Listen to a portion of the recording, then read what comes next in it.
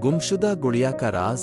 कलारा अपने रोशन कमरे में खड़ी है जहां मुख्तलिफ गुड़ियों से भरी हुई शेल्फ हैं और वो मोहब्बत से अपनी कलेक्शन को देख रही है। कलारा देखती है कि एक गुड़िया अपनी जगह से गायब है और उसका चेहरा फिक्र से भर जाता है। कलारा एहतियात से शेल्फ का जायजा लेती है, इस पर आहिस्ता से गिर्द झाड़ती है मगर गुड़िया कहीं नजर नहीं आती। कलारा झुकती है और बिस्तर के नीचे झांकती है, उम्मीद करती है कि शायद गुमशुदा गुड़िया मिल जाए। वो अलमारी खोलती है, कपड़े और खिलौने हिलाती है, इसकी नजरें हर कोने को छानती हैं। जहां साए फर्नीचर के अर्द गिर्द रक्स कर रहे हैं, वो हल्की सी हंसी और छोटे कदमों की आवाज सुनती है जो कमरे में गूंज रही है। एक पर्दा लहराता है जैसे कोई या कुछ इसके पीछे हरकत कर रहा हो। कलारा गहरी सांस लेती है, इसकी तजस्सुस उसके खौफ पर गालिब आता है और वो पर्दे की तरफ बढ़ती है। रद्दी के पीछे कलारा अपनी गुमशुदा गुड़िया को बैठा हुआ पाती है। इसकी शीशे की आंखें शरारत से चमक रही हैं और कमरा खुश मिजाज तवानाई से भर जाता है।